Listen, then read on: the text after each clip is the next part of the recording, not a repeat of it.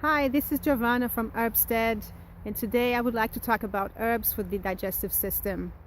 There are many herbs out there that can be used to soothe, to improve the digestive system, and I want to give a very short list of these herbs. Normally, as an herbalist, what you do is you match the person to the herb. You don't just say, oh, this herb is good for this ailment, so just go ahead and take it. Normally, an herbalist would just ask many questions, find out more about that person, what kind of physical constitution they have. Are they someone cold, usually cold? Are they someone who's hot, and so on and so forth. We don't have time for this in this video. I will talk about physical constitution in another video. For now, I will just give you a list of herbs, a very short list of herbs for the digestive system. So let's start from the stomach. If you have, let's say, acute gastritis, normally chamomile tea is good for it. That should give you some relief. But if your gastritis is already chronic, then ginger perhaps is more helpful. Now, some people have Helicobacter pylori or pylori, and oh god, that one is perky. And licorice root can be very helpful to take care of it. Now let's move on to the liver. That's a wonderful organ and very helpful for digestion, and you gotta have it healthy, really. And I like milk thistle. There's also dandelion, that's very good for it. I prefer milk thistle for myself. I just find it that I respond better to milk thistle than dandelion, but dandelion is a brilliant herb for it too. You can also use yarrow for it. I want to tell a story about milk thistle. 3 weeks ago, I was in the United States, and I ate something.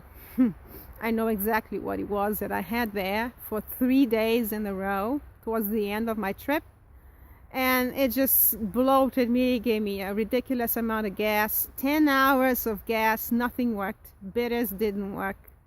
It was frustrating. Actually, bitters did work, but only towards the end of the day, which was a clue of what it was that I had eaten. I had eaten it for breakfast.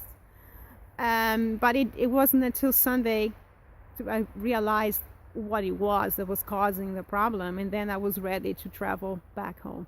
When I arrived home, I thought, oh my god, okay, it's over, I'm going back to my normal diet, but it wasn't. It was not over. I didn't have the gas, but I just didn't feel 100%. I thought, okay, it's jet lag, but it could not be jet lag because I was not in California time. I was not back in Germany time. It seemed like I was in Japan, but I have never been to Japan. So I wondered, what could it be? Then I realized that I was waking up at 2 in the morning and I couldn't go back to sleep. So I thought about traditional Chinese medicine, and they always mention that between 1 and 3 in the morning is the time where the liver is active. So I thought, maybe my liver needs some support. So I started a milk thistle regimen. And in 2 days, I could sleep through the night already. Of course, my problem is not a big problem. I just ate something. So I respond very well to milk thistle. Some people might respond better to dandelion or yarrow or some other herb out there. There are many herbs. So let's move. What's next to the liver? We have the gallbladder. Well, I have another story. That's my mother. My mother had a very slow, lazy gallbladder, and she could not eat fatty foods without feeling full for the entire day. She couldn't have dinner. She would have the fatty foods. She didn't cook fatty foods, obviously, but we would visit my grandmother's sister, who cooked phenomenally well, used to, and she would eat that food. My mother would eat that food and then not be able to digest it.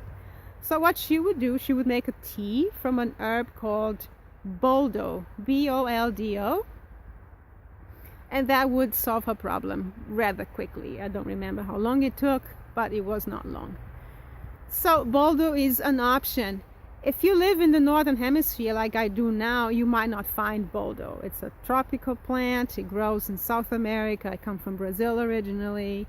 So in the north, where I am now, I take something different. I think artichoke is a better option, dandelion, peppermint, wormwood. Careful with wormwood though. I get a headache when I take it, so I avoid it like the plague.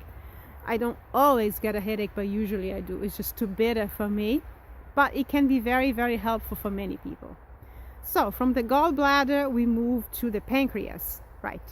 There there are several herbs for the pancreas. Caraway comes to mind, wormwood, peppermint, dandelion as well. You will hear me say dandelion very often, caraway, peppermint. These are traditionally classic digestive herbs. What else? Yes, then we move down to the intestines. For the intestinal flora, if you want to rebuild it, let's say you've been taking antibiotics and you want to rebuild it, garlic is a very good friend. Myrrh is fantastic. It can take care of fungal issues in the intestines. And there's another one that's for the intestines. One thing about this flora is that you want the herb to go into the intestines unchanged. You don't want them digested by your stomach and changed. So capsules is what you want. Get them in capsule form and let them do their job in the intestines unchanged. That's very important, because otherwise they get digested, and when they arrive in the intestines, they don't have their potency anymore. Okay, next is constipation. Let's see. You have constipation, you should take flax seeds. You could take flax seeds. There are other options, but with flax seeds you have to be careful, because you can also use it for diarrhea. So how do you know how to use it so that you don't get further constipated? Well, what you do is you take the seeds, put it in a glass of water, let it sit for a while so that the water becomes a bit thick. This mucilage that's in the flax seeds will come out. It will get in the water, and what you want is really that mucilaginous water, that thick water. Do not take the seeds, strain everything, just drink the water, and that should help you.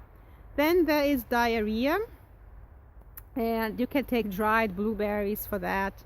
Silverweed tincture works very well. Hamamelis.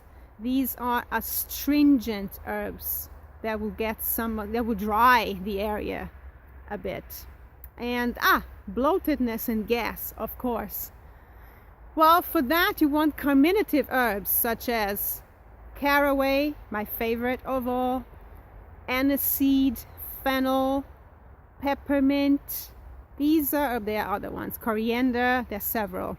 But my favorite is caraway. Works very well. I love it so much. I can actually eat it pure. It's very, very strong tasting. It's just that I love it. So give me a comment below. Let me know what you do when you have a digestive issue. I did not mention all the herbs that are out there, so maybe you can mention some as well. Let's have a herbal conversation. Let me know what else you would like me to talk about. And until the next video, let's talk herbs.